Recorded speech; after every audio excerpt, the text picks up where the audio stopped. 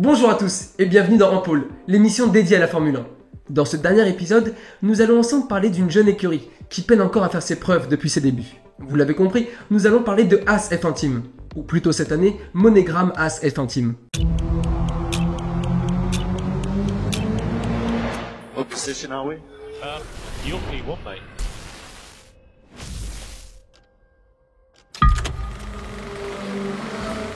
L'écurie a été créée en 2016 par Eugene Francis Haas. Et oui, ça ne s'invente pas. Depuis sa création, l'écurie américaine a connu son meilleur résultat en championnat constructeur en 2018, finissant à la 5e position. Jusqu'à cette saison 2024, 7 pilotes ont conduit pour l'écurie. Mais seul Romain Grosjean a réussi à se hisser à la 4e place d'un Grand Prix. C'est là aussi, en 2018, lors du GP d'Autriche. Vous l'avez compris, pour l'instant, Haas n'a ramené aucune victoire, ni même aucun podium en 9 ans d'existence. Eugene Francis Haas, appelé Gene Haas, a fait fortune avec Haas Automation. C'est une société de machines-outils active dans le monde entier. Sa passion pour le sport automobile lui fait investir pour devenir sponsor de l'écurie de NASCAR Hendrick Motorsport, avant de fonder sa propre écurie dans la même compétition, la Haas CNC Racing. Mais le passionné d'auto avait d'autres ambitions, mais pas l'argent nécessaire pour entrer dans d'autres compétitions plus importantes. En 2013, la Fédération internationale de l'automobile, la fameuse FIA, lance un appel d'offres pour accueillir le plus rapidement possible une nouvelle écurie en F1, afin de dynamiser la compétition. Haas Racing Development répond à cet appel d'offres, mais fait face à un groupement d'investisseurs roumains dirigé par Colin Kollers et la structure automobile Stefan GP. Mais finalement, c'est Haas qui est retenu pour entrer dans la compétition dès 2015. Pourtant, l'écurie ne pourra pas y entrer avant 2016. La cause, une hésitation sur l'implantation du siège de l'écurie. En 2016, l'histoire de Haas commence enfin, avec son arrivée tonitruante sur la scène du championnat du monde de Formule 1. It's Britney, bitch. Fondée par Gene Haas, l'écurie s'intègre dans la stratégie de l'entreprise vers la course automobile. Cette nouvelle écurie vise une compétitivité rapide en s'associant avec Ferrari pour les moteurs et en utilisant leur technologie pour la voiture. Haas emploie dès 2014 un directeur d'écurie assez atypique, qui va participer à la notoriété de l'écurie par son caractère et ses frasques. Il s'agit bien entendu pour les connaisseurs de Günther Steiner. Dès leur première saison, Haas F1 Team a impressionné, avec Romain Grosjean et Esteban Gutiérrez. Les débuts sont plus que prometteurs. Pour sa première course dans la voiture américaine, Romain Grosjean termine à la 6e place du GP d'Australie en 2016. Il finira à la 5e place du GP suivant. L'équipe a maintenu des performances solides tout au long de la saison, se classant à la 8e place du championnat constructeur pour ses débuts. Ils deviennent la première écurie américaine à rouler en F1 depuis 30 ans. L'année suivante, c'est Kevin Magnussen qui est désigné pour rejoindre Romain Grosjean dans le baquet. Ensemble, ils complètent un duo de pilotes qui durera 4 ans.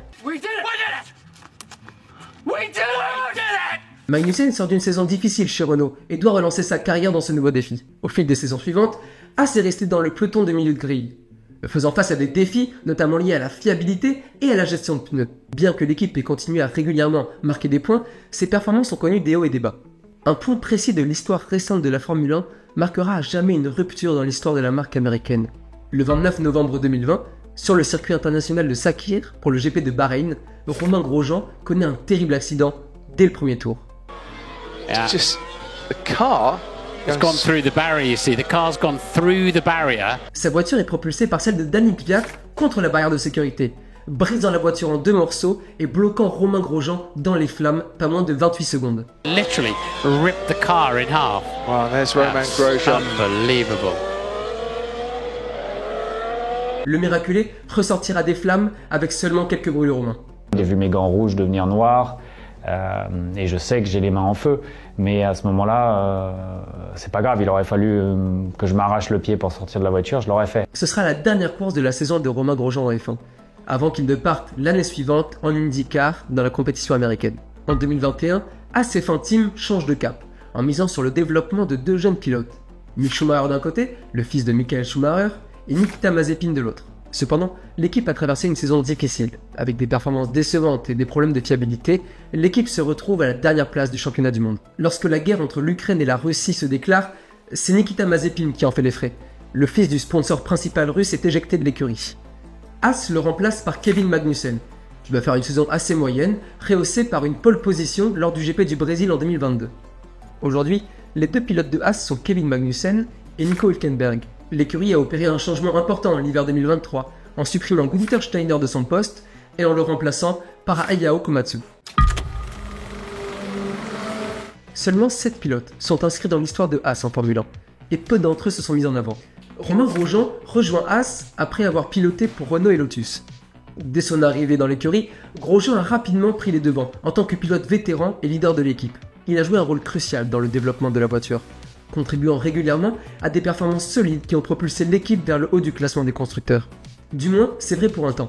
Romain Grosjean a été critiqué par de nombreux fans de la discipline pour ses erreurs et ses inconstances.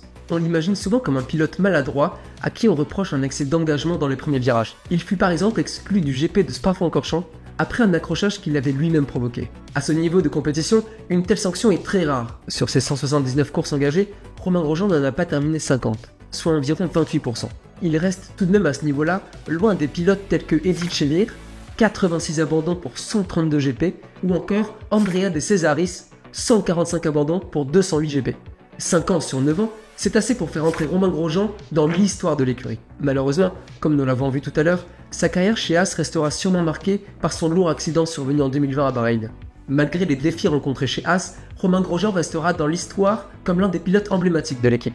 Il a contribué au développement de l'écurie et a marqué des points importants pour son passage. En si peu d'existence, ce n'est pas la plus grande rivalité de l'histoire de la F1 que j'ai décidé de mettre en avant. Non, cette fois-ci, c'est une rivalité un peu plus étonnante. Mick Schumacher et Nikita Mazepin offrent un aperçu fascinant des dynamiques qui peuvent se développer entre coéquipiers au sein d'une écurie. Même si elle ne reçoit pas autant d'attention que certaines rivalités historiques, comme celle d'Ayrton Senna et d'Alain Prost, nous pouvons en parler quelque peu. Mick Schumacher est le fils de la légende de Formule 1, Michael Schumacher. Il apporte une aura, un prestige et de l'argent à l'écurie, donc une grande attention médiatique pour l'équipe de F1. Son titre de champion du monde en F2 en 2020 a renforcé sa réputation de pilote talentueux, même si cela signifie également qu'il est confronté à une pression supplémentaire pour réussir à marcher sur les traces de son père. De son côté, Nikita Mazepin a évolué en F1 avec une réputation controversée, en raison notamment de son comportement agressif en piste, mais aussi en dehors.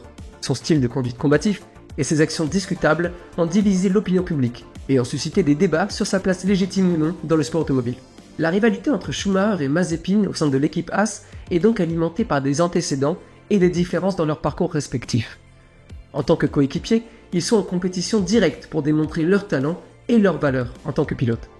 C'est la notoriété publique des deux hommes qui est mise en jeu. Cependant, malgré cette rivalité interne, il est essentiel pour Schumacher et Mazepin de travailler en étroite collaboration au sein de l'écurie pour ensemble contribuer au développement de la voiture et améliorer les performances globales de l'équipe. Il est nécessaire dans ces cas-là de coopérer pour surmonter les défis techniques et stratégiques de la Formule 1. Tout cela peut contribuer à atténuer cette rivalité et peut mettre en lumière l'importance d'une collaboration entre deux pilotes au sein de l'équipe. Mais les résultats ne sont pas là, ni pour l'un ni pour l'autre. Les deux pilotes sont contraints de quitter l'écurie l'un après l'autre, en seulement 2 années. Cela montre la difficile adaptation qu'il faut au sport automobile. Aujourd'hui, l'écurie essaye d'homogénéiser son niveau avec les autres équipes du plateau.